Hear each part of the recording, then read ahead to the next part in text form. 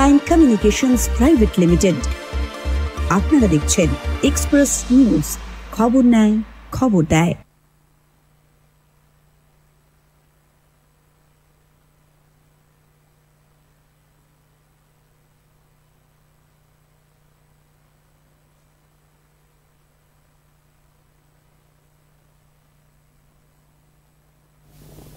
নমস্কার, আপনারা দেখছেন এক্সপ্রেস নিউজ। আর এক্সপ্রেস নিউজে লোকসভার দখলদারিতে আমি সব্যসাচী আপনাদের সঙ্গে। আর আজকের আলোচনায় আমার সঙ্গী রয়েছেন মাননীয় শ্রী মদন সিং, এক্সপ্রেস নিউজের সম্পাদক এবং কর্ণধার। মদন, তোমাকে অনুষ্ঠানে স্বাগত। আমাদের যে আলোচনা, আমরা লোকসভার বিভিন্ন নির্বাচন, বিভিন্ন জায়গা নিয়ে গোটা রাজ্য জুড়ে, শুধু রাজ্য কথা বললে ভুল হবে, আমরা দেশের রাজনীতি নিয়েও আলোচনা করছি।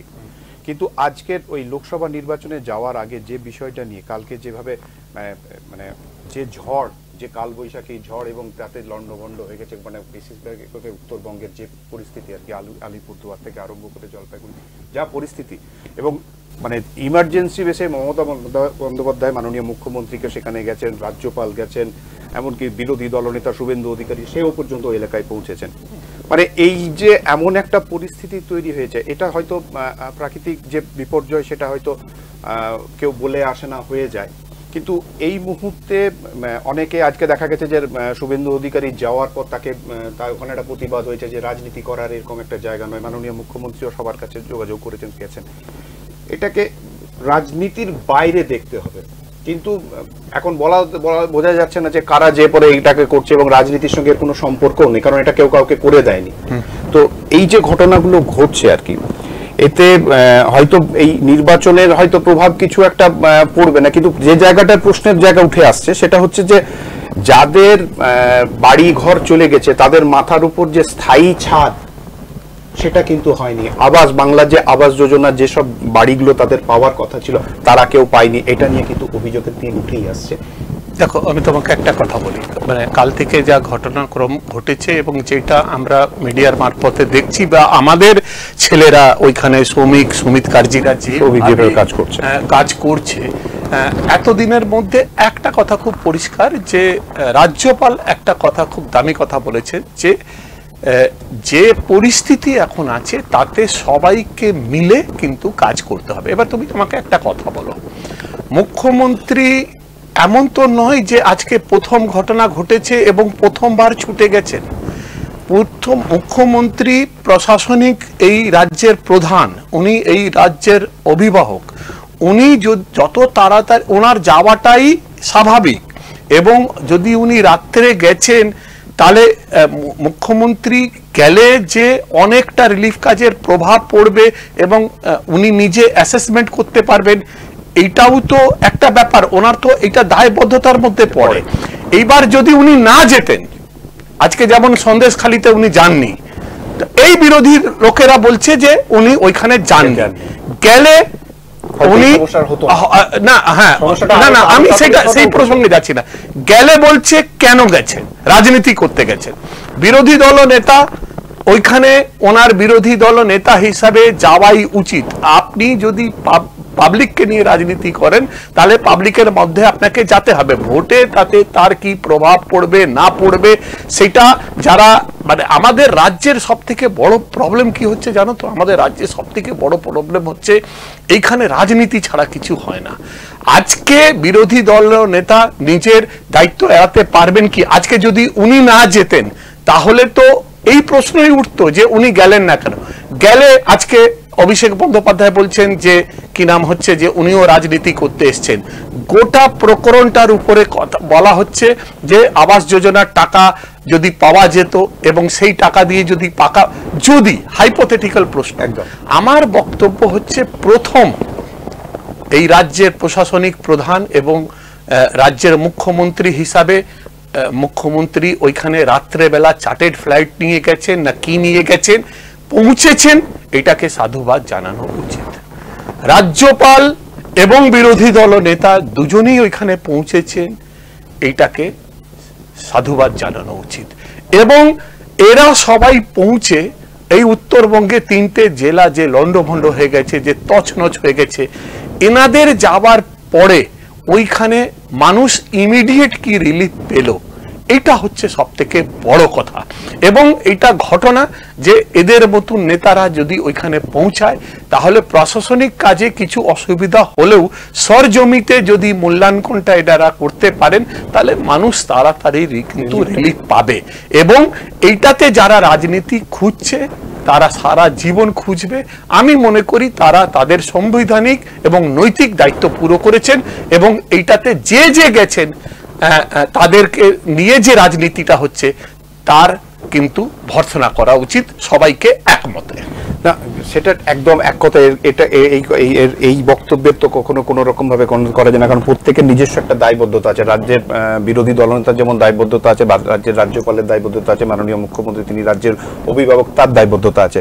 কিন্তু এই দায়বদ্ধতা শুধু নেতা নেত্রী বা এদের নয়, ওখানকার আম জনতা যারা আছে তাদেরও কিছু দায়বদ্ধতার জায়গা আছে।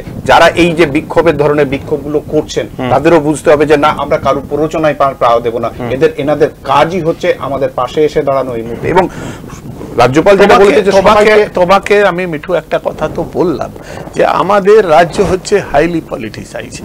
গেলে রাজনৈতিক নেতারা যদি যায় তাহলে বলবে রাজনীতি করতে এসছে, যদি না যায় তাহলে বলবে যে এরা সংবেদনা শূন্য।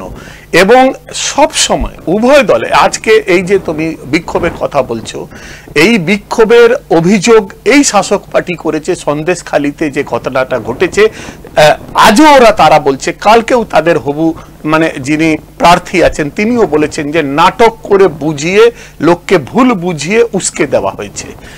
সেম আজকে শুভেন্দু অধিকারীর বিরুদ্ধে যখন স্লোগান হয়েছে, শুভেন্দু অধিকারী বলছেন মানুষ কি বোকা, মানুষ কি বোঝে না, মানুষ সব বোঝে, ये पब्लिक है सब जानती है, এটা अंदर क्या है बाहर क्या है ये सब कुछ पहचानती है। সময় আসুক, সময় আসছে, এই চারজনেই লোকে জানতে পারবে যে কে নাটক করছে, কোনটা ভাঁওতা, কোনটা ভুল, কোনটা উস্কানি, কোনটা প্ররোচনা। মানুষ প্রত্যেকটা জিনিসের জবাব দিয়েছে, আগামী দিনেও দেবে। মানুষের উপরে ভরসা কিন্তু রাখতে হবে। সেটা 100 বার মানুষের উপর ভরসা আছে। এবং 4 জুনই সেটা তার কারা কি কোন পজিশনে আছে, কিভাবে না আছে, মানুষের পাশে কতটা কোন দল ছিল বা কারা আছে, সেটা তো 4 জুন একদম পরিষ্কার সবার কাছে হয়ে যাবে। কিন্তু মানুষকেও একটা জায়গা বুঝতে হবে যে তাদেরকে রাজনীতির বাইরে এসে পরে কিছুটা সময় আছে যেটা রাজনীতির বাইরের জায়গা, এবং সেই রাজনীতির বাইরে দাঁড়িয়ে কাজকর্মেরও কিছু ভূমিকা তাদের করতে হবে। এবং একটা জিনিস তুমি দেখবে তো, যুদ্ধেরও তো একটা নিয়ম আছে। একদম। আজকে ধরো রাশিয়া আক্রমণ করেছে ইউক্রেনের উপরে, কিন্তু তাও তুমি দেখবে মহাভারত কাল থেকেই শুরু হয়েছিল যে ভাই সন্ধ্যাবেলা সূর্য ডোবার পরে একটা তো তোমার একটা তো যারা উন্ডেড তাদের তো একটা রিলিফ দিতে হয়, সেবা শুশ্রূষা করতে হবে, মানুষকে ওইখানে যেতে দিতে হবে, রেড ক্রসকে কাজ করতে দিতে হবে। সেই রকম যদি প্রাকৃতিক দুর্যোগে যদি কিছু হয় তাহলে তো সরকারকে, বিরোধীকে, সবাইকে মিলে কাজ করতে হবে। এই জিনিসগুলো নিয়ে আলোচনা করতেও কেমন লাগছে। কিন্তু আমি তোমাকে এই কথা বললেই আবার বলবে যে অ্যাকচুয়ালি সমালোচনা করা মানেই তো হচ্ছে যে আমি যদি তোমার সঙ্গে নেই তার মানে হচ্ছে আমি বিরোধীর সঙ্গে আছি, এইটা ধরে নেওয়াটা। আমি তোমাকে বলছি, তুমি তো শুনেছো, আমি তো দেখেছি গুজরাটে একটা ভূমিকম্প 26 জানুয়ারিতে আমি দেখেছি। তখন ওই ভূমিকম্পর পরে 3 দিনের মাথাতে আমাদেরকে ভুজ শহরে রিলিফ ক্যাম্প নিয়ে যেতে হয়েছিল। আমি ওইখানে 4 দিন ছিলাম, আফটার শক দেখেছি। ওইখানে কি বিজেপি, কি কংগ্রেস, কি আরএসএস, কি বজরং দল, সবাই মিলে কিন্তু প্রথম প্রাথমিকতা ছিল যে মানুষকে রিলিফ দিতে হবে। এবং তুমি কল্পনা করতে পারবে না যে সেই ভুজে যখন আমি 5 বছর পরে গেলাম, আমি চিনতে পারলাম না যে এইটা যে কি বলে মালবা এখানে দেখেছিলাম, যে ধ্বংসস্তূপ দেখে আমি এসেছিলাম। আমরা কোনোদিন ভাবতে পারিনি যে এইটা আবার একবার দাঁড়াতে পারবে এই শহরটা। সেই শহরটা যা ছিল তার থেকে 10 গুণ অ্যাডভান্স তৈরি হলো। কেন মানুষ ওইখানকার চেয়েছিল যে আমরা এই আপত্তিকে বেরোবো এবং দলমত নির্বিশেষে কয়েকটা জায়গাতে তো রাজনীতিটা ছাড়তে হবে ভাই। এবার এটা একটা গুজরাট মডেল বললে তুমি বলবে যে মানে এইটাও একটা সমালোচনার বিষয় হবে, কিন্তু এটা ফ্যাক্ট। যারা আমার সঙ্গে সহমত হবে তাহলে ঠিক আছে, যারা হবে না তারা গিয়ে একবার এখনো বুঝ দেখে আসতে পারে।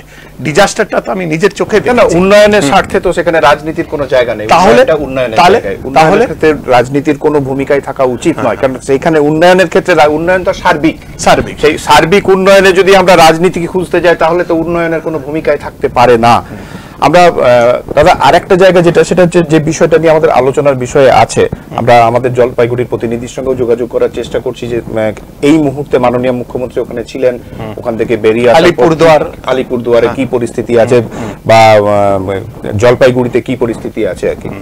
তো আমাদের যে জায়গা সেটা হচ্ছে যে লোকসভার যেভাবে লোকসভা নির্বাচন এগিয়ে আসছে, যত দিন আসছে তত উত্তাপ তত সেইভাবেই বৃদ্ধি পাচ্ছে। যদিও এই আজকের দিনটা অন্যান্য সাময়িক প্রচারকে বাদ দিলে সবাই ব্যস্ত ছিল ওই উত্তরবঙ্গ নিয়ে, কিন্তু যদি দেখা যায় আমাদের এখানে দুর্গাপুর, পশ্চিম নদিয়া, কৃষ্ণনগর, পূর্ব বর্ধমান, পুরুলিয়া, ঝাড়গ্রাম, এই যে অঞ্চলগুলোতে, যেখানে যেমন ঝাড়গ্রামে তো ধরো নতুন ঝাড়গ্রামে একজন প্রার্থী দেওয়া হয়েছে, যে 4টে প্রার্থী বাকি ছিল তার মধ্যে 2জন প্রার্থী অলরেডি দেওয়া হয়েছে, বীরভূম এবং ঝাড়গ্রাম। তো সেই জায়গায় দাঁড়িয়ে রাজনীতির যে মাঠ, সেই মাঠে এখন প্রত্যেকটা যারা প্রার্থী তারা অলরেডি খেলা শুরু করে দিয়েছে। তো এই যে ধরো দুর্গাপুরে, আমি তোমাকে একটা জায়গায়, দুর্গাপুরে দিলীপ ঘোষ আজ সকালবেলাতেও একটি জায়গায় মিটিং করছিলেন এবং চা চক্রে গিয়েছিলেন, এবং সেই চা চক্রে গিয়ে পরে তাকেও কিছু মহিলার সম্মুখীন হতে হয় যে তাদের উচ্ছেদ করা হচ্ছে, এই উচ্ছেদের নোটিশ নিয়ে কেউ কোন রকম ভাবে মুখ খুলছে না। আমি তোমাকে বলি এই কথাটা খুব ইন্টারেস্টিং কথা। আমি যখন প্রথম সাংবাদিকতা করতাম, বাড়িতে রাত করলেই দিল্লি যেতাম, বুঝলে তো। তো দিল্লি যখন যেতাম তখন ওই ত্রিপুরার আসামের মুখ্যমন্ত্রী ছিল সুধীর রঞ্জন মজুমদার, এবং তোমার কি নাম হচ্ছে ইউপির এক্স চিফ মিনিস্টার ছিলেন রামনরেশ যাদব, তারা রাজ্যসভাতে ছিলেন। থাকা খাবার কোনো সমস্যা হতো না, বাসু বোর্ডিংয়ে থাকতাম। আর ছোড়দা বলে সুব্রত তোমার সোমেনদারের সঙ্গেও একটু যোগাযোগ ছিল। তো দিল্লি যেতাম, পূর্বাতে আমাদের জায়গা থাকতো, আমরা দিল্লি যেতাম। দিল্লি গিয়ে থাকা খাওয়া ঘোরা সব ঠিকঠাক হয়ে যেত ম্যানেজ। তো সেই সূত্রে কখনো কখনো লোকসভা এবং রাজ্যসভার কভারেজ দেখার সুবাদ হতো। আমি এই একজন সাধারণ মানুষ, কিন্তু আমার এটা অহংকার আছে যে আমি দুর্গাপুরে থেকে পার্লামেন্টকে 3বার রক করিয়েছি দুর্গাপুরের ইস্যুতেও। তো সেই সূত্রে কিছু কিছু নেতাদের সঙ্গে পরিচয় ছিল। সেই জামানাতে আমি দেখতাম যে SS আহওয়ালিয়া, তখন রাজীব ব্রিগেড বলে একটা গ্রুপ ছিল, যেখানে SS আহওয়ালিয়া, রত্নাকর পান্ডে, ডক্টর রত্নাকর পান্ডে যিনি সোনিয়া গান্ধীকে হিন্দি শেখাতেন, এবং কল্পনাথ রায়, যে এই মৌ যেখানে মুখতার আব্বাস আনসারি মারা গেল সেই মৌর সাংসদ ছিলেন। এক মিনিট, আমরা সৌভিকের কথা বলে নিই। হ্যালো সৌভিক, শুনতে পাচ্ছ? সৌভিক, আছো কেমন তুমি? সৌভিক, কি পরিস্থিতি এই মুহূর্তে? আজকে তো তুমি জলপাইগুড়িতে রয়েছো, এবং প্রথম কথা হচ্ছে আলিপুরদুয়ার, জলপাইগুড়ি, এই যে নর্থ বেঙ্গলে যেভাবে কালবৈশাখীর যে তাণ্ডব হয়েছে, সেই তাণ্ডবের কোন পরিস্থিতিতে দাঁড়িয়ে আছে? মাননীয় মুখ্যমন্ত্রী আজকে গেছিলেন, তিনি বা কি বললেন?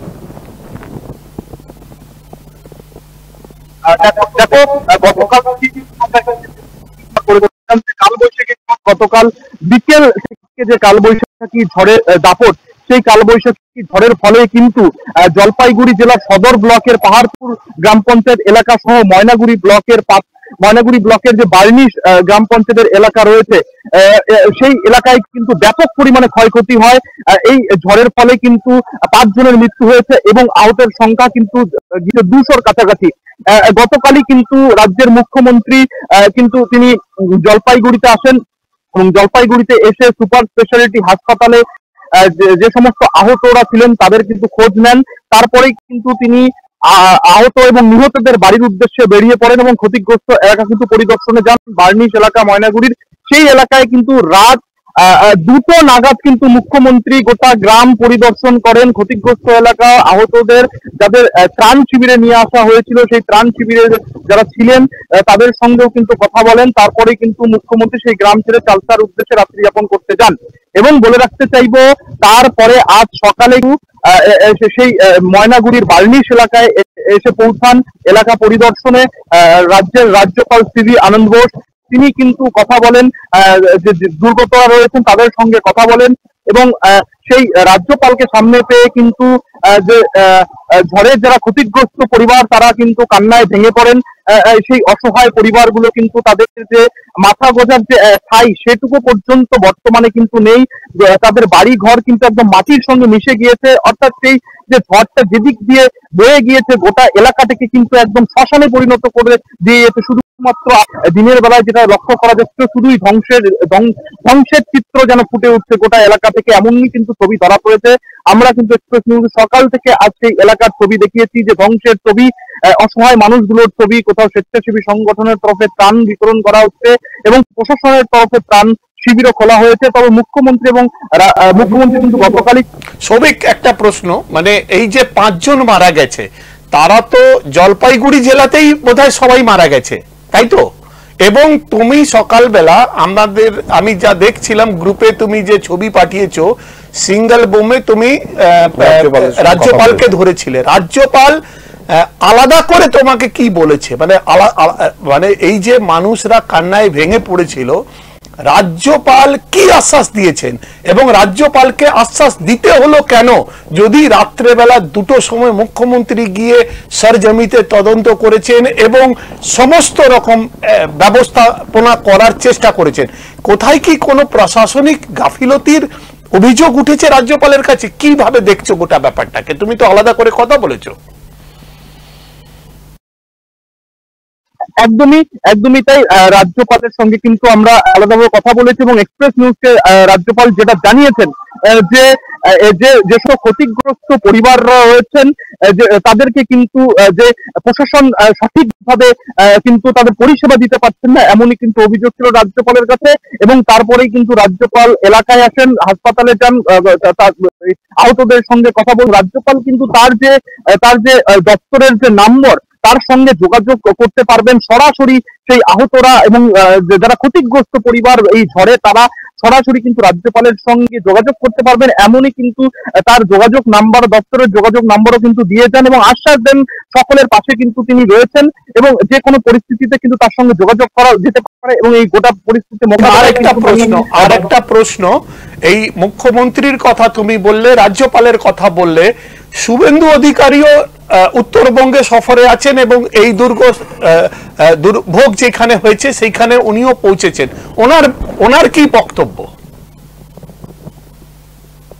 বিরোধী দল শুভেন্দু অধিকারীও কিন্তু আজকে সর্বশেষ বিকেল বেলা কিন্তু শুভেন্দু অধিকারী বাগডোগরা থেকে সরাসরি জলপাইগুড়িতে আসেন এবং জলপাইগুড়িতে সুপার হাসপাতালে কিন্তু তিনি প্রবেশ করতে যান আহতদের সঙ্গে দেখা করতে। কিন্তু সেই সময় কিন্তু শুভেন্দু অধিকারীর অভিযোগ যে পুলিশ তাকে বাধা দেয় হাসপাতালে ঢুকতে, সেই জায়গায় কিন্তু একটা বিশৃঙ্খলার পরিস্থিতি সৃষ্টি হয়। তারপরে কিন্তু শুভেন্দু অধিকারী চলে আসেন কিন্তু ময়নাগুড়ি এলাকায়, যেখানে ঝড়ের ক্ষতিগ্রস্ত এলাকা, সেই ক্ষতিগ্রস্ত এলাকা পরিদর্শনে। এবং শুভেন্দু অধিকারী কিন্তু তিনি যেটা অভিযোগ করেছেন যে এই ক্ষতিগ্রস্ত এই ঝড়ে আহতদের নিয়ে কিন্তু রাজনীতি করা হচ্ছে, এমনই কিন্তু চাঞ্চল্যকর অভিযোগ করেন শুভেন্দু অধিকারী। তারপরেই কিন্তু তিনি বেরিয়ে যান। কিন্তু সবিক একটা কথা হচ্ছে, যা কিছু ঘটনা ওইখানে ঘটেছে, যদি ইমিডিয়েট রিলিফের কথা হয় তাহলে প্রশাসনিক ভাবেই তো হবে। এখানে রাজ্যপাল অথবা বিরোধী দল নেতা এরা তো এখন মোরাল কোড অফ কন্ডাক্ট চলছে ইলেকশনের, তো বিরোধী দল নেতা তো বিজেপির পার্টি থেকে কিছু হেল্প করতে পারবেন না। যা কিছু করতে হবে সরকারি ত্রাণ হিসাবেই করতে হবে এবং যদি সেটা করতে হয় তাহলে মুখ্যমন্ত্রীকেই করতে হবে, পশ্চিমবঙ্গ সরকারকেই করতে হবে। এবং এর ছাড়া মুখ্যমন্ত্রীর সঙ্গে কেন্দ্রীয় স্বরাষ্ট্রমন্ত্রীও কথা বলেছেন এবং সব রকম সহযোগিতার আশ্বাস দিয়েছেন। তাহলে রাজনীতিটা কোথায় হচ্ছে?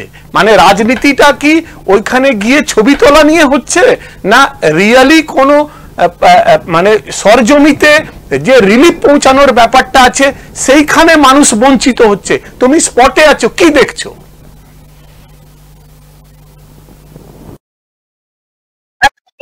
মুখ্যমন্ত্রী কিন্তু গতকাল কিন্তু ঘটনাস্থলে এসে তিনি জানিয়েছেন যে এই মুহূর্তে যেহেতু নির্বাচন ঘোষণা হয়ে গিয়েছে, সেই ফলে কিন্তু প্রশাসন সব রকম ভাবে ব্যবস্থা গ্রহণ করবেন, এবং তিনি কিন্তু মন্ত্রী অরূপ বিশ্বাস সহ উত্তরবঙ্গের শিলিগুড়ির মেয়র গৌতম দেবকে নিয়ে ঘটনাস্থলে যান এবং সকলকে কিন্তু সেখানে জেলা শাসক জেলা পুলিশ সুপার উপস্থিত ছিলেন, তাদেরকে কিন্তু নির্দেশ দেন প্রশাসন সমস্তটাই দেখছে এবং প্রশাসন সমস্ত ভাবে কিন্তু তাদের সহযোগিতায় তাদের সাথে আছে, এমনই কিন্তু মুখ্যমন্ত্রী বার্তা দেন। তারপরেই দেখা যায় আজ রাজ্যপাল, তারপরেই শুভেন্দু অধিকারী কিন্তু বলতে থাকেন যে রাজনীতি করা হচ্ছে, এমনটাই শুভেন্দু অধিকারীর বক্তব্য উঠে আসে। কিন্তু আমরা যেটা ঘটনাস্থলে দেখেছি যে গোটা এলাকাটাই কিন্তু একটা ধ্বংসের চিত্র ফুটে উঠেছে এবং গোটা এলাকায় অসহায় মানুষ, গরিব মানুষদের ঘর বাড়ি ভেঙে গিয়েছে, যার ফলে কিন্তু তারা কিন্তু দুমুঠো যে খাবারের যে জায়গা, তাদের রান্নাঘর, সেই রান্নাঘরটুকু পর্যন্ত নেই, রান্না কোথায় করবেন তারা সেটাও কিন্তু খুঁজে পাচ্ছেন না। এই জায়গায় দাঁড়িয়ে সেই অসহায় মানুষগুলোর পাশে কিভাবে দাঁড়ায় প্রশাসন এবং তারা কতটা কিন্তু সাহায্য পায় আগামী দিনগুলোতে, কারণ তাদের মাথা গোঁজার ঠাঁই নেই, কতদিন তারা ত্রাণ শিবিরে থাকবে, এই দিকেই কিন্তু সকলে তাকিয়ে রয়েছে।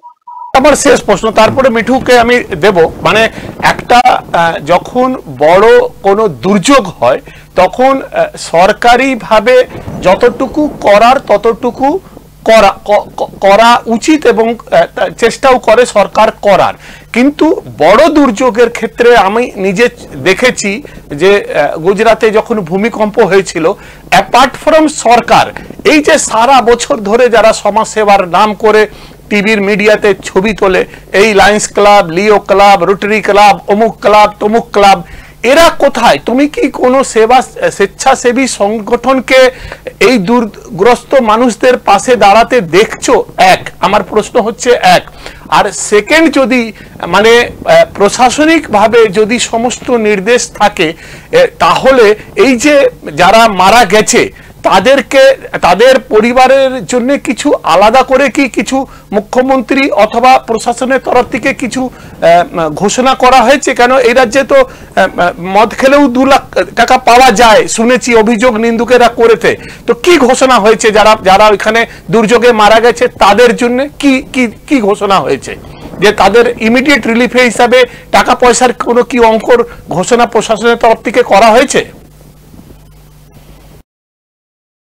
এই বিষয়টা কিন্তু খুবই গুরুত্বপূর্ণ বিষয়, কিন্তু এই মুহূর্তে কিন্তু দাঁড়িয়ে কোথাও কিন্তু ঘোষণার কথা কিন্তু দেখা যাচ্ছে না বা শোনা যাচ্ছে না। গতকালকে মুখ্যমন্ত্রী যখন সুপার স্পেশালিটি হাসপাতালে জলপাইগুড়িতে যখন সাংবাদিকদের মুখোমুখি হয়, তাকে যখন প্রশ্ন করা হয়, তখন কিন্তু তিনি বলেন এই মুহূর্তে নির্বাচন ঘোষণা হয়েছে, সেই অর্থে তিনি কোনো ঘোষণা করতে পারবেন না, সমস্তটাই প্রশাসন দেখছে।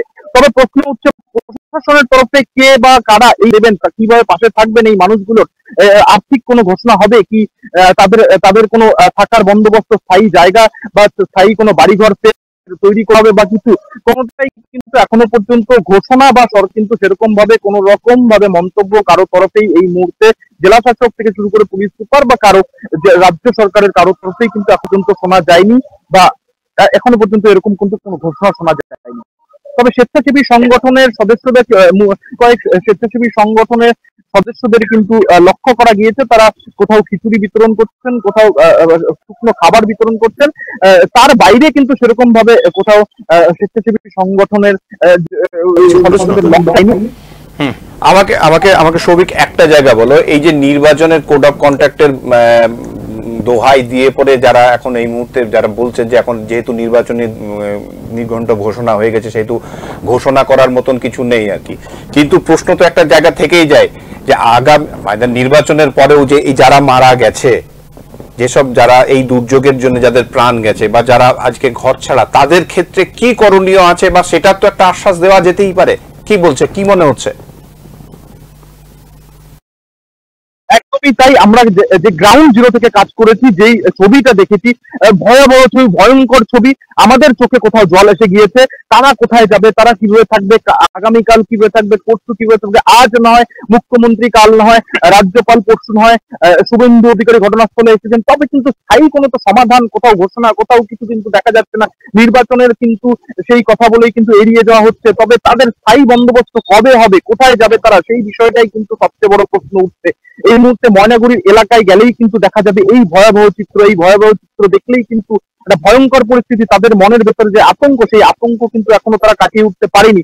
তবে তাদের পাশে কিভাবে দাঁড়ানো হবে, তাদের জন্য কি ঘোষণা করা হবে, সমস্তটাই কিন্তু প্রশ্নের মুখে, সমস্তটাই কিন্তু এখন মুখ্যমন্ত্রী থেকে শুরু করে সমস্ত যে প্রশাসনিক মহল তারা কিন্তু এড়িয়ে যাচ্ছেন। তবে কবে নাগাদ ঘোষণা হবে বা তাদের পাশে কবে নাগাদ সঠিকভাবে স্থায়ীভাবে দাঁড়ানো হবে, সেদিকেই কিন্তু আমাদের নজর থাকবে।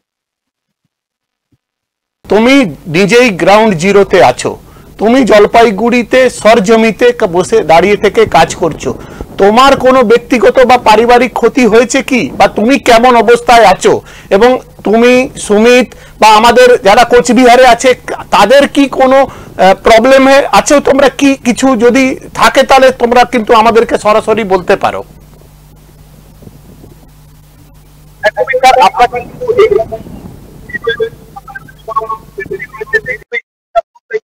এবং ময়নাগুড়ি একটি ঘেঁষে চলে গিয়েছে, যার ফলে কিন্তু আমরা পুরোপুরি সেফলি রয়েছি এবং পুরোপুরি নিরাপত্তার সঙ্গে রয়েছি। তবে আমরা সেখানে কাজ করতে গিয়ে কিন্তু দেখতে পাচ্ছি যে ভয়াবহ চিত্র, সেই ছবি দেখেই কোথাও যেন আমাদের চোখে জল। তবে আমরা কিন্তু স্যার এই মুহূর্তে কিন্তু সুস্থ এবং আমাদের পরিবারও কিন্তু সেফ রয়েছে।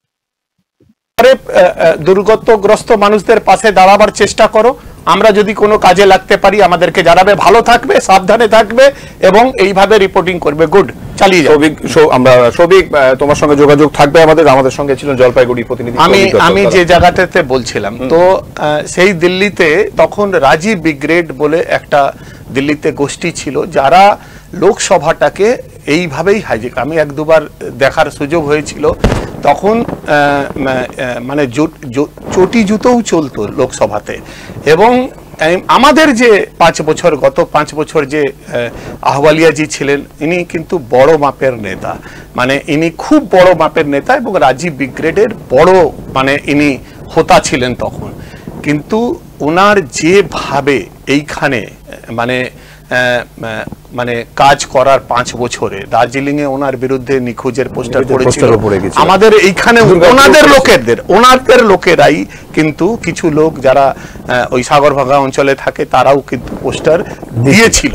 তিনি কিন্তু প্রথম বলেছে ওনাকে, কিন্তু মানে আমরা 5 বছর চ্যানেল করছি, আমরা কোনোদিন ওনাকে পাইনি, কিন্তু উনি হ্যাঁ উন্নয়ন বলতে গেলে ওই দুটো স্টেশনে লিফট দুর্গাপুরবাসী আর দুটো হচ্ছে এক্সিলেটর, এটা আমাদের প্রাপ্য মানে আছে। এছাড়া উনি বাকি 6টা বিধানসভায় কি করেছেন ওনার কাছে খতিয়ান আছে। এটা ঘটনা যে মানুষকে গেলে উনি কথা বলতেন, উনি কোথাও যেতেন না, ওনার কাছে গেলে লোকের পরিষেবা পেত, এটা কিন্তু ঘটনা। তিনি কিন্তু যখন দুর্গাপুর ইস্পাত কারখানার সম্প্রচারণের প্রথম কথা হয়েছিল তখন কিন্তু উনি ফার্স্ট বলেছিলেন যে ডিএসপির প্রথম বুলডোজারটা আমার বুকের উপর দিয়ে চলবে, সেটা নিয়ে খবরও হয়েছিল, ঠিক আছে। এখন কিন্তু বাউন্ডারি হচ্ছে, বুলডোজার চলছে। আমার কথা যে উনি যেখানে শেষ করেছেন তারপর তো ওনার টিকিট কেটে গেছে। এখন দিলীপ বাবুর কি স্ট্যান্ড, এটা তো দিলীপ বাবুকে বলতে হবে। যে আজকে সবাই বলছে একটা কথা যে উন্নয়নের জন্য, কারখানার সম্প্রচারণের জন্য আমরা কিন্তু কেউ চাই না যে কেউ ক্ষতিগ্রস্ত হোক, কিন্তু রিহেবের ব্যাপারে আজকে যে কোনো অভিমত নেই, মত না, আপনার কাছে তো একটা ঠোস প্রজেক্ট থাকবে। এই যে মানুষগুলো যারা উচ্ছেদ হবে তাদের জন্য আপনার কি পরিকল্পনা, এবং আপনি সরকারে আছেন, কেন্দ্রীয় সরকারে আপনি আছেন, আপনাকে তো আশ্বাস দিতে হবে যে আমি এটা করবই।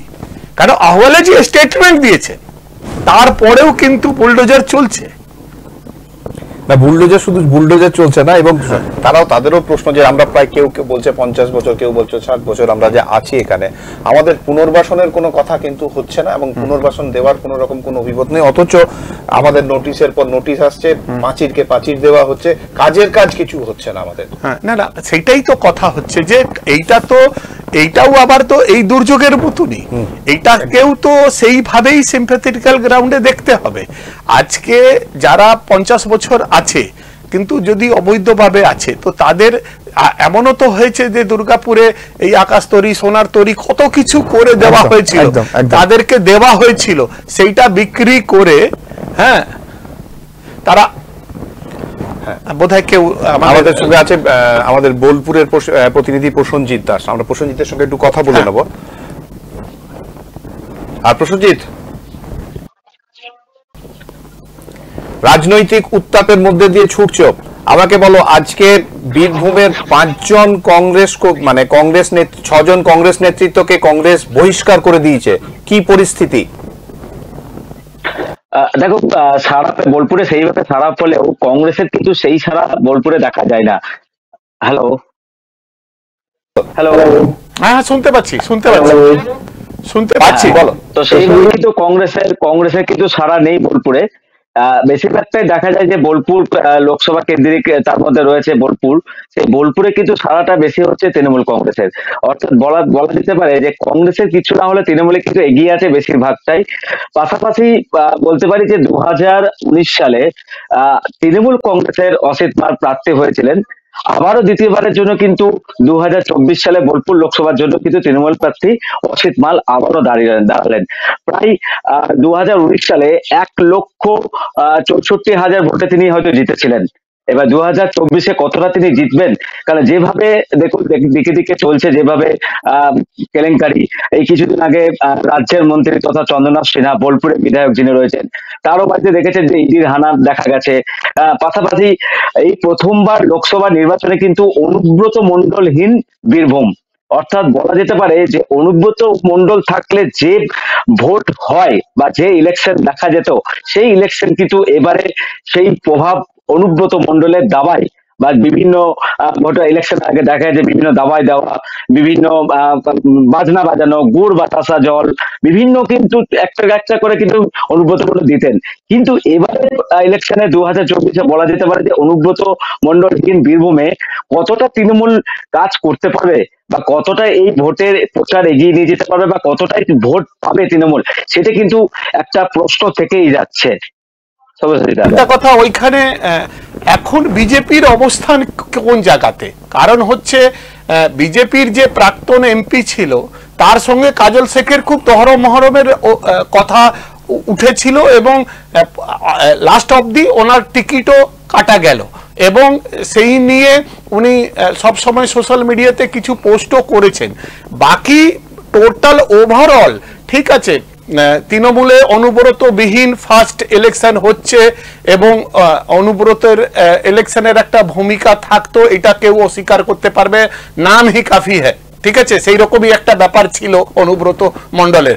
কিন্তু বিজেপিতে অনুব্রত ছাড়া কি বাড়তি সুবিধা হলো? কারণ তারও তো ঘরে ভাঙন হয়েছে বলে গোটা রাজনৈতিক পরিস্থিতিটা, বিজেপির অবস্থান কোথায়? অনেক দেরি করে যে প্রার্থীকে বিজেপি দিয়েছে, সে নো ডাউট তিনি একজন আইপিএস অফিসার, কিন্তু এটাতে বিজেপির সাংগঠনিক অবস্থা কোথায় আছে? সেইভাবে সারা নেই। বোলপুরে যে তিনি দাঁড়িয়েছেন প্রিয়া সাহা বিজেপির হয়ে, সেই বিজেপি যে তার মুখ কিন্তু দেখাই যায়নি, অর্থাৎ অচেনা একটা বলা যেতে পারে। অপরদিকে বীরভূমের লোকসভা যে দাঁড়িয়েছেন আইপিএস অফিসার, দেবাশিস ধর মহাশয়, তিনিও কিন্তু সেইভাবে কিন্তু বলা যেতে পারে বহিরাগত। অর্থাৎ তিনি একজন আইপিএস আগে ছিলেন এবং বিগত 5-6 বছর আগেকার কথা হয়তো সম্ভবত তিনি কিন্তু বোলপুরে একবার এসডিপিও হয়েও কিন্তু এখানে ছিলেন দায়িত্বপ্রাপ্তে। অর্থাৎ দেবাশিস ধরবাবুকে যেভাবে বিজেপির দায়িত্ব দেওয়া হয়েছে বা বোলপুরে প্রিয়া সাহা যিনি রয়েছেন, তিনিও কিন্তু বোলপুরের মানুষ নন, তিনি রয়েছেন সাঁইথিয়ার ইয়ের দিকে।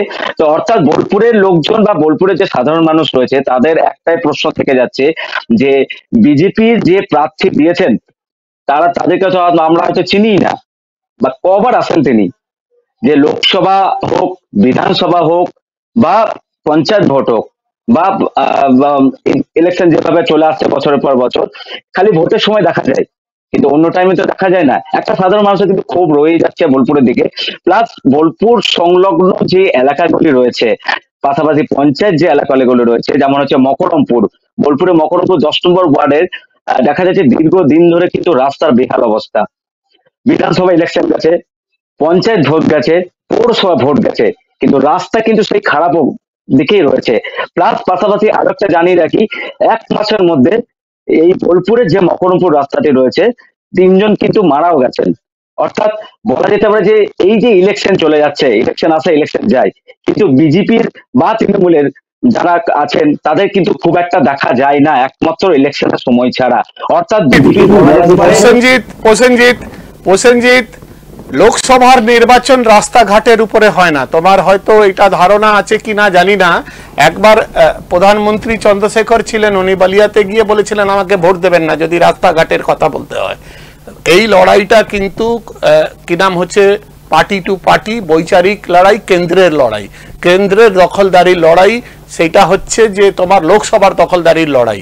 সেইখানে কে রাস্তা বানালো কে রাস্তা বানালো না সেইটার উপরে কিন্তু এই লোকসভার ভোট হবে না, সেটা বিধানসভা হতে পারে, পঞ্চায়েত হতে পারে, জেলা পরিষদ হতে পারে। তোমার কাছে আমরা যেটা জানতে চাইছি যে বিজেপির এক সময় ওই কি দুধ মন্ডল ছিল, কি নাম, দুধ কুমার মন্ডলদের মতো লোকেরা যারা লড়াই দিয়েছিল অনুব্রতের সময়, এখন অনুপ হাজরারা কোথায়? মানে আমার বক্তব্য হচ্ছে যে সাংগঠনিক ভাবে, আর এই যে তুমি বারবার বহিরাগতর কথা বলছো, প্রধানমন্ত্রী যদি গুজরাট থেকে গিয়ে বেনারসে লড়তে পারেন তাহলে কিন্তু ধর সাহেব গিয়ে তোমার কি নাম হচ্ছে বোলপুর বা সিউড়িতে লড়তে পারেন। এই লোকসভা ইলেকশনে বহিরাগত বলে কিছু হয় না। এবার তুমি আমাকে বলো বৈচারিক জায়গাতে বা এইবারের নির্বাচন কি ইস্যুতে বীরভূমে হচ্ছে? রাস্তাঘাট নিশ্চয়ই নয়। বীরভূম অনুব্রত বিহীন যদি বীরভূমের লোকসভা ইলেকশন হচ্ছে, অনুব্রত আদৌ কি একটা কোনো ওইখানকার ইস্যু? এইটা হচ্ছে এক, মানে এটাকে কি বিজেপি কোনো ইস্যু করতে পেরেছে বা অনুব্রত ছাড়া কোনো বাড়তি সুবিধা কি বিজেপি পাচ্ছে? এই ইস্যুগুলো কি আছে এইবারে নির্বাচনে বীরভূমের?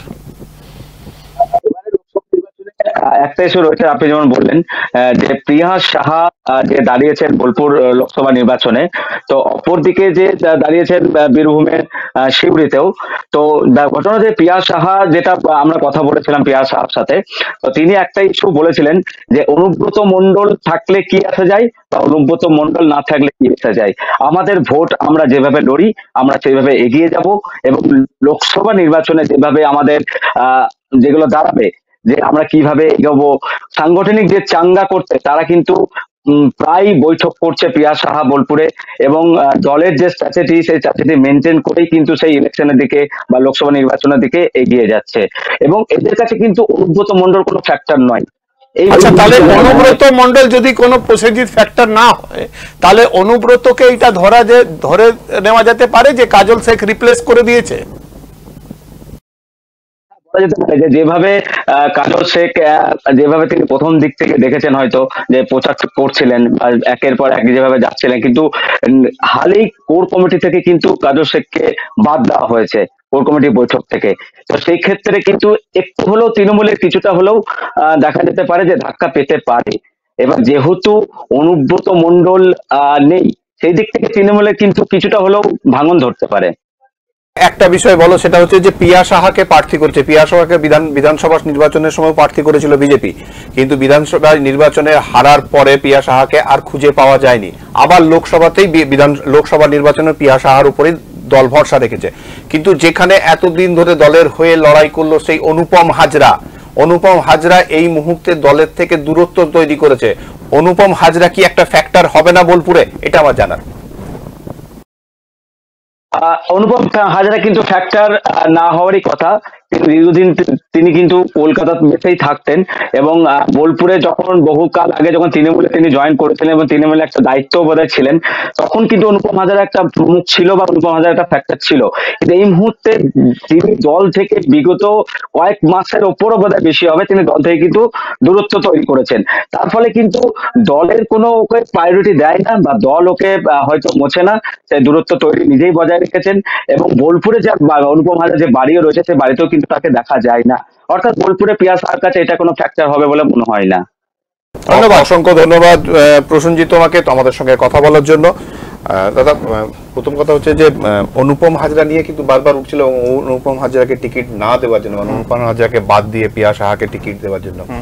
তাতে অনুপম হাজরা অনেকগুলো পোস্ট হয়তো করেছে। অনুপম হাজরা মানে তোমার বোলপুরে ধরে নাও যে পিলিভিতের বরুণ গাধী হয়ে গেছিল, ঠিক আছে। অনুপম হাজরা খুব সমানভাবে বিজেপির যে দায়িত্বে ছিলেন তার প্যারালাল কিন্তু উনি কিন্তু অনুব্রতের সঙ্গে খুব ভালো সম্পর্ক ছিল এবং কাজল শেখের সঙ্গেও কিন্তু ওনার ভালো সম্পর্ক ছিল। তো আমি মানে গাছেরও খাবো তলারও কোড়াবো, এটা তো হতে পারে না।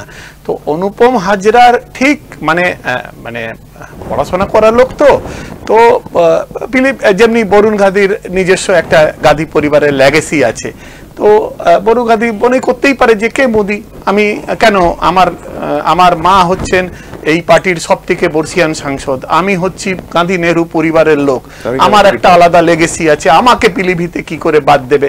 তো উনি কি করেছিলেন, 4 সেট কিন্তু নমিনেশনের কাগজপত্র তুলেছিলেন, কিন্তু আলটিমেটলি মানুষ এটা ভেবেছিল যে যেহেতু মানে মেনকা গান্ধীকে দল টিকিট দিয়েছে, উনি ছেলের জন্য ওই ত্যাগটা করবেন এবং হয়তো পুনরায় কংগ্রেস পরিবার এক হতে পারে বহু বছর পরে। মেনকা গান্ধীও এখনো পর্যন্ত কিছু ঘোষণা করেননি, উনিও নমিনেশন ফাইল করেননি, তাই জন্য ধরে নাও যে অনুপম হাজরারও কিছু আমার মনে হয় না যে বীরভূমে কোনো বেশি প্রভাব পড়বে। আমরা রাজনৈতিক আলোচনার মধ্যে থাকবো, কিন্তু আজ একটা বিশেষ দিন, সেটা হচ্ছে আজ 1 এপ্রিল। এপ্রিল ফুল না, এপ্রিল ফুল, হ্যাঁ এপ্রিল ফুল এক কথাতে 100% এপ্রিল ফুল। সেটা হচ্ছে 2023 সালের 1 এপ্রিল রাজু ঝা শক্তিগড়ের খুন হয়েছিলেন এবং এই 1 বছর ধরে তার তদন্তের নামে এপ্রিল ফুলই চলছে, মানুষকে বোকা বানানো হচ্ছে, অভিযোগ এই ধরনের যে এখনো পর্যন্ত 1টা বছর হয়ে গেল, 1 বছরও সঠিক কিনারা, শুধু রাজু ঝা বললে খুব ভুল হবে, আমরা যদি সঠিকভাবে দেখতে যাই তাহলে এই আসানসোল মানে আমাদের এই কয়লা বলয় যে জায়গা বঙ্গের, তাতে প্রত্যেকটা মুহূর্তে বিভিন্ন সময় বিভিন্ন 90-এর দশক থেকে বিভিন্ন মানে কয়লা মাফিয়ারা এক এক রকম ভাবে খুন হয়েছেন, কোনোবারই তার সঠিক কিনারা কোনো রহস্যজনক কারণে উন্মোচন হয়নি। এবারেও কিন্তু তাই এখনো পর্যন্ত যেটা মনে হচ্ছে। তোমার কি মনে হচ্ছে? না, আমার মনে হওয়ার কিছু নেই, মানে আমরা তখন বাম জামানাতে রাজু ঝার উত্থান, রাজু ঝার আগে এই অঞ্চলে প্রথম কয়লা মাফিয়া ছিল সূর্য উপাধ্যায়। আমার সৌভাগ্য ছিল যে আমি রানীগঞ্জ কোল্ডফিল্ড প্রেস ক্লাবের টানা 5 বছর ইলেক্টেড জেনারেল সেক্রেটারি ছিলাম। আমার সংগঠনটা ধানবাদ থেকে শুরু করে এই কলকাতা পর্যন্ত তখন ছিল, রোজই রানীগঞ্জে বসা হতো। তো আমরা এই খবরটা তো পাই, পাঞ্জাবি মোড়ে কি সন্ত্রাস হতো না হতো সবকিছু। রাজু ঝার উত্থান খুব ছোট থেকে আমরা শুনেছি, দেখেছি। এবার ব্যাপার হচ্ছে যে রাজু ঝা 1 নম্বর 2 নম্বর কি করেছে জানি না, যা করেছে তা লগ্নি দুর্গাপুরে করেছিল এবং অনেক মানুষ তাতে রোজগার পেয়েছিল, করে খাচ্ছিল। আজকে দুর্গাপুরের বাম জামানাতে যা কিছু উন্নয়ন হয়েছে আমি বলতে পারি বাম জামানা হয়েছে। একটা সৃজনী বাম জামানাতে হয়েছে, একটা সিধু কানু বাম জামানাতে হয়েছে। তুমি বলো না, এই 15 বছর হতে চললো প্রায়, তুমি সিটি সেন্টারের ওই পারের চেহারাটা দেখো যে কি উন্নয়ন হয়েছে, আর নতুন কি এই সরকার আমাদেরকে দুর্গাপুরে দিয়েছে। যদিও এটা বলা হয় এবং এটা ফ্যাক্ট যে মুখ্যমন্ত্রী ব্যক্তিগতভাবে দুর্গাপুরকে খুব ভালোবাসেন, এটার মধ্যে কোনো দ্বিমত নেই, কিন্তু উন্নয়ন কিন্তু সেইভাবে চোখে পড়ছে না। আজকে দুর্গাপুরে যে সবথেকে বড় 5 স্টার হোটেলটাও সেটাও রাজু ঝার করা, ঠিক আছে, এবং কারো বাদ বিচার থাকতে পারে সে যে তাতে কেউ থাকে কেউ থাকে না, আইটিসি সেটা চালায়, কিন্তু দুর্গাপুরে মানুষ কিছু ছেলে করে খাচ্ছিল। এবার তুমি বললে মার্ডারের কথা, রাজনৈতিক মার্ডার অনেক মানে দেখেছে এই শিল্পাঞ্চল খনি অঞ্চল, অনেকের মার্ডার হয়েছে এবং মার্ডারের যেহেতু রাজনৈতিক কারণ কিছু থাকলেও থাকতে পারে বলে অনেক কিনারা হয়নি। একজন বড় আইপিএস অফিসারের সঙ্গে এক সময় আমার কথা হচ্ছিল, তো উনি আমাকে একদিন জিজ্ঞেস করেছিলেন যে what is perception regarding my administration. আমি বলেছিলাম স্যার কিছুই তো পাওয়া গেল না, এতগুলো মার্ডার হলো, এই আসানসোলে এই হোটেলের মালিককে ফুটিয়ে দেওয়া হলো, এই যে দুর্গাপুরে রাজু ঝার হলো। তো উনি কথা ছলে অফ দ্য রেকর্ড বলেছিলেন যে আমি কিন্তু শুটার ধরবো। দেখলাম হঠাৎ করে ওনারই বদলি হয়ে গেল। তো রাজনৈতিক কারণে 1 বছর হলো, সিট গঠন হলো, ঠিক আছে, সিট গঠন হলো, ধরা হলো, লোককে বলা হলো যে এ করেছে ও করেছে, তারপরে হঠাৎ করে ধানবাদ জেলের নাম এলো একজন মাফিয়ার, একজন তো এমনি বলা হলো যে কি নাম হচ্ছে রানাঘাটে ডাকাতি কেসে একজন ধরা পড়েছে। আলটিমেটলি যেটা হলো যে রাজু ঝা উত্থান কিন্তু সিপিএম এর জামানাতে, যত কয়লা চুরি করেছিল বা ব্যবসা করেছিল তখন কিন্তু ওই সময় করেছিল। এবং তারপরে কিন্তু যারা শাসক দলে এসছিল একটা সময় তার খুব ঘনিষ্ঠ সম্পর্ক ছিল, এবং লাস্টের দিকে ও বিজেপি কিন্তু জয়েন করেছিল এই দিলীপ ঘোষের হাত ধরে, অর্জুন সিং এর হাতে ঝান্ডা নিয়ে। এমন কোনো অফিসার নেই, এমন কেউ নেই যে বলতে পারবে না যে আমরা কোনো অনুষ্ঠান করেছি এবং রাজু ঝার সহযোগিতা সময় অসময়ে নেয়নি। আজকে তুমি দেখো কিছু পাল্টায়নি, কিন্তু এই তদন্তটা কিন্তু ঠিকভাবে হলো না। মানে খুনি সে অপরাধী যে কেউ হতে পারে, তার কি তদন্ত হবে না, তার কি কিনারা হবে না? আজকে সবকিছু মানে আজকে এই প্রশ্নগুলো তো থাকছে যে এর মূল মাথাটাকে কারা বেনিফিশিয়ারি। আজকে রাজু ঝার হত্যার উপরে একটা সিবিআই তদন্তও হলো, বাড়ির লোকেরা কমপ্লেন করে তুলে নিল কোর্টে যে এটা হবে না। তো এইগুলো সব একটা সন্দেহের দিক থাকে। একটা খুব বড় প্রশ্ন, তুমি এটা আমি অন্য জায়গায় যাবো, কিন্তু তার একটা খুব বড় প্রশ্ন তুমি যেটা তুললে সেটা হচ্ছে যে কে বেনিফিশিয়ারি, এই রাজু ঝা খুনে কারা লাভবান হলো, এই প্রশ্নটা কিন্তু আমি আমার আবার ওইটা প্রশ্ন নয়। আমার প্রশ্ন হচ্ছে যে একটা খুন, নৃশংস খুন হলো, তার কি কোনো তদন্ত হবে না? কেউ বলবে না। আজকে রাজু ঝা সঙ্গে প্রশাসনের টপ কর্তাদের একটা সময় খুব দহরমরম ছিল, এটা তো সবাই জানে। এই কথাটা বললে হয়তো কালকেও আমরাও মানে হতে পারি, কিন্তু একটা তো ঘটনা যে এইটা আজকে কেউ অস্বীকার করলে তো হবে না। এবং এমন কোন পলিটিক্যাল পার্টি নেই যার সঙ্গে রাজু ঝার কোনো সম্পর্ক ছিল না। ও মানে এক নম্বর, ও তো আজকে ব্যবসা, এক নম্বর ব্যবসা করছিল, কি নাম হচ্ছে তোমার, এই হোটেলের ব্যবসা। দাদা আমরা আলোচনায় যাব, কিন্তু আমাদের সঙ্গে এই মুহূর্তে রয়েছে দেবরাজ হালদার দক্ষিণ কলকাতা থেকে। আমরা একটু দেবরাজের সঙ্গে কথা বলে নিই। হ্যাঁ, হ্যালো দেবরাজ, শুনতে পাচ্ছ? দেবরাজ, রাজনৈতিক উত্তাপ যেভাবে বাড়ছে তাতে দক্ষিণ কলকাতায় গত পরশুদিন দেখা গেছে যে দেবশ্রী চৌধুরীকে পর্যন্ত অ্যারেস্ট হতে হয়েছে। কি পরিস্থিতি হয়ে আছে দক্ষিণ কলকাতার?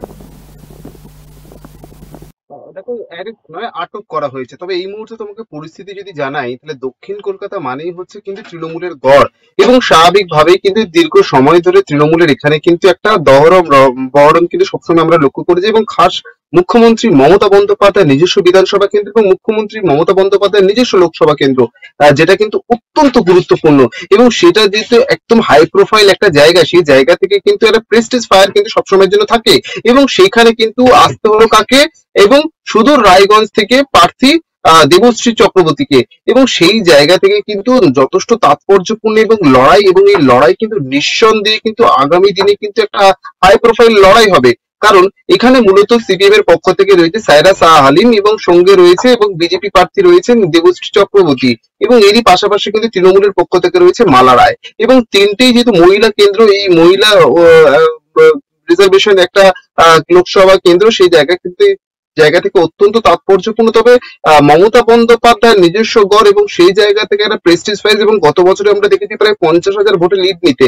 সেই জায়গা থেকে দেবশ্রী চক্রবর্তী আদৌ কতটুকু এখানে দাঁত ফোটাতে পারবে, এবং যেহেতু একদম কেন্দ্রীয় প্রতিমন্ত্রী একদম উঠে এসছে একদম দক্ষিণ কলকাতা, সেই জায়গা থেকে বিজেপির একটা তো প্রত্যাশা থাকবেই জয়ের ব্যাপারে।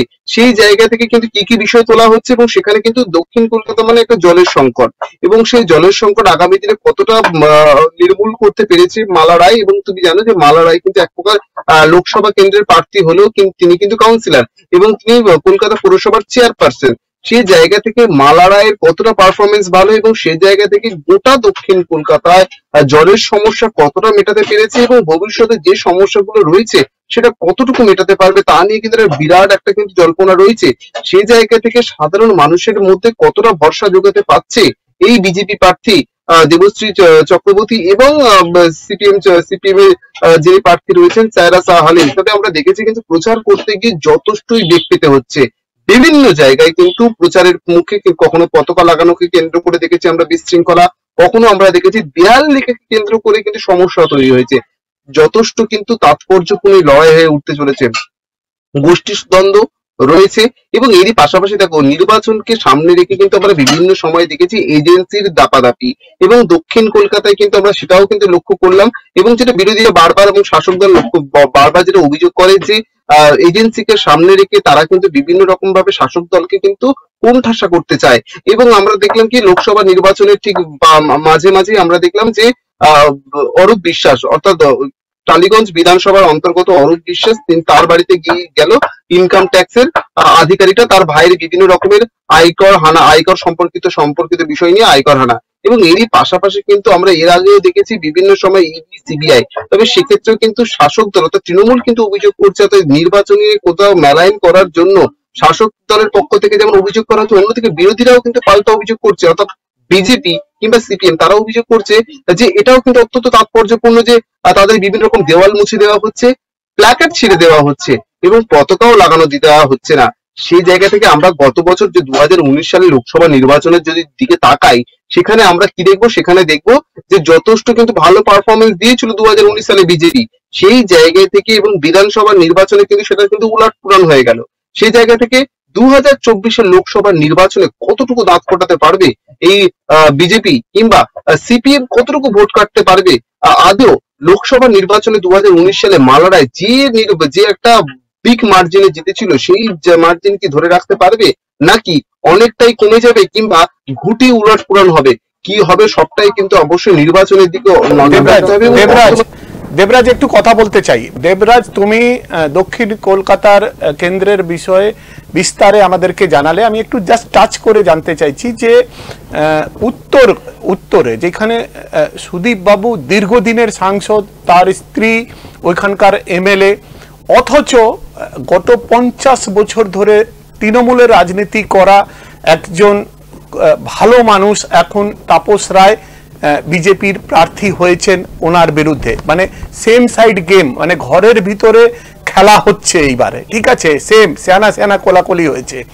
কি প্রভাব পড়তে পারে এক তৃণমূলের এত মানে কংগ্রেস থেকে শুরু করে তৃণমূলের যে সর্বোচ্চ জায়গাতে তাপস রায় বরানগরে বিধায়ক হিসাবে এবং সাংগঠনিক যে কাজগুলো করেছেন, তাতে কি তৃণমূলের একাংশ তাপস রায়কে সহযোগিতা করতে পারেন?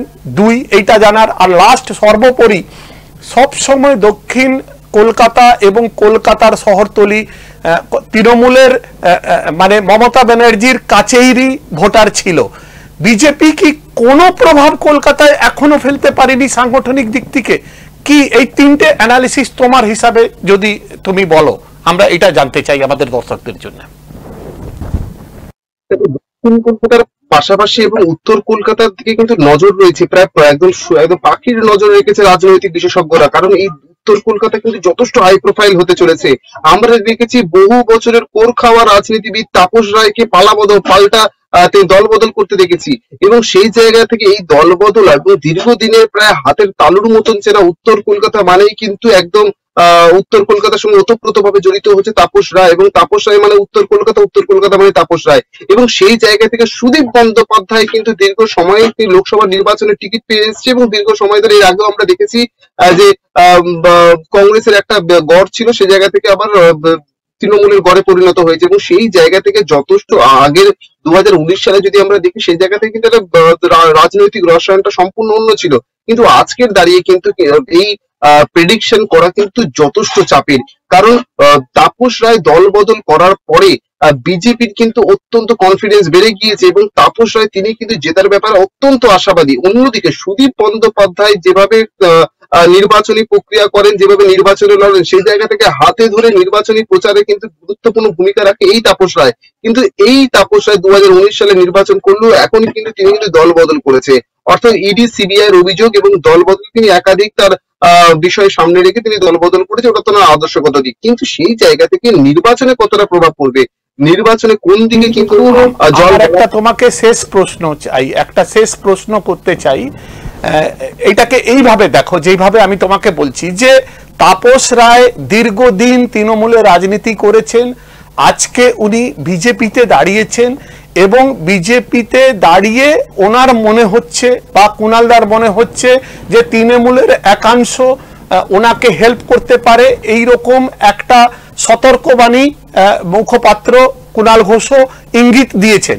এক, অন্যদিকে তাপস রায় অথবা বাকি যারা আছে তারা দীর্ঘদিন অভিযোগ করেছে যে ওনার বাড়িতে যে ইডি রেড হয়েছে তার পিছনে কিন্তু সুদীপ বন্দ্যোপাধ্যায়ের হাত আছে। সুদীপ বন্দ্যোপাধ্যায় কিন্তু বিজেপির অন্দরমহলের লোক, এইটা বিভিন্ন সময় বোঝাবার চেষ্টা হয়েছে। তো এইটা যদি তাপস রায়ের ক্ষেত্রে যদি এইটা হয় যে উনি তৃণমূলে বাড়তি সুবিধা পাবেন, তাহলে বিজেপি বা এজেন্সির সঙ্গে যদি খুব ভালো সম্পর্ক সুদীপ বন্দ্যোপাধ্যায়ের থাকে, তাহলে কি এটা কোন রকম ভাবে ব্যালেন্স হবে? মানে এটা একটা কৌতূহলের জন্য জানার জন্য তোমার কাছে কি বাজারে কি লোকে চায়ের দোকানে বলছে কথা, এটা জানতে চাই একটু। একদমই, আপনি যে জল্পনার কথা বললেন সেই জল্পনা একদমই যে উড়িয়ে দেওয়া যায় না, সেটা কিন্তু একদম বাস্তবে কিন্তু রূপায়িত কিন্তু হতে চলেছে। বিভিন্ন জায়গায় কিন্তু কানাঘুষো সেই খবর কিন্তু ইতিমধ্যে উঠে আসছে। কারণ আমরা দেখেছি ভোটের টিকিট পাওয়ার আগেই কিন্তু এই জল্পনা উঠে এসেছিল যে রোজ ভ্যালি কাণ্ডে কিন্তু সরাসরি তৃণমূলের খোদ মুখপাত্র কুণাল ঘোষ তিনি কিন্তু একদম সরাসরি ভাবে সে আক্রমণ করছেন তাকে লোকসভা নির্বাচনে প্রার্থীপদ ঘোষণা হবার 2 দিন আগে।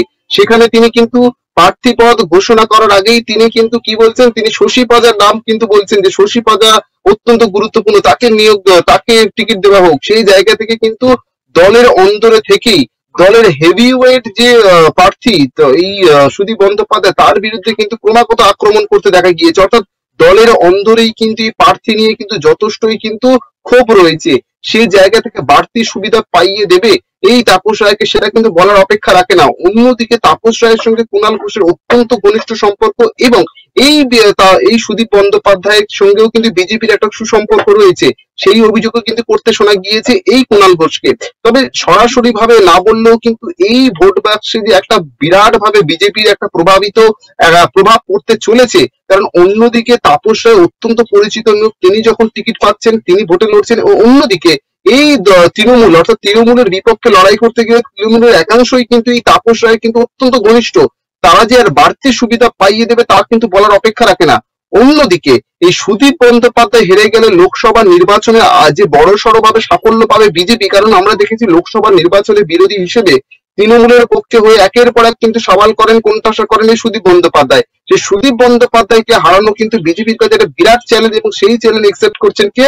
তাপস রায়। এবং তাপস রায়কে বাড়তি সুবিধা দিচ্ছেন কে? তৃণমূলের একাংশ। বাড়তি সুবিধা দিচ্ছে কে? তৃণমূলের তাপস রায়ের মতন হেভিওয়েট প্রার্থী, যিনি অত্যন্ত হাতে তালুর মতন ছিলেন উত্তর কলকাতাকে। সেই জায়গা থেকে যে আগামী নির্বাচনে 2024-এর ওই 4 জুলাই কি 4 জুন কি রেজাল্ট বেরোবে সেটার দিকে কিন্তু অবশ্যই নজর থাকতে হবে। কিন্তু তার এই পাশাপাশি কি হতে চলেছে তার কিন্তু একটা কানাঘুষো কিন্তু আভাস কিন্তু পাওয়া যাচ্ছে। সেই জায়গা থেকে বিজেপি বনাম তৃণমূলের যে একটা মুখোমুখি লড়াই হতে চলেছে, সেই জায়গা থেকে ক্রমশ কিঞ্চিত হলেও বিজেপির যে পাল্লা ভারী সেটা কিন্তু বলার অপেক্ষা রাখে না।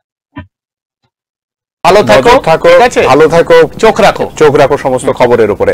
আমাদের সময় প্রায় শেষ, একদম শেষের দরজায় দাঁড়িয়ে আছি দাদা। কিন্তু যেটা বললে সেটা হচ্ছে যে উত্তর কলকাতার যে সমস্যা ছিল সেই সমস্যা কোল্ড ড্রিঙ্কস, আইসক্রিম আর ফিশ ফ্রাইয়ের মধ্যে দিয়ে কুণাল ঘোষের সঙ্গে সুদীপ ব্যানার্জি শেষ হয়ে গেছে, এবং তাপস রায়কে একদম মাঠের বাইরে বার করে দিয়েছে। একদম এটা তুমি যাই বলো, কিন্তু এই গোটা প্রকরণে কুণালদার প্রবক্তা পদটা চলে গেছে। কিন্তু কুণালদা কিন্তু আজও কিন্তু সামাল কিন্তু কুণালদাই দিচ্ছে বলতে। আমাদের সময় আজকের মতন শেষ। আবার দেখা হবে আগামীকাল ঠিক এই সময় এই চ্যানেলেই। দেখবেন লোকসভার দখলদারি। ভালো থাকবেন, শুভরাত্রি।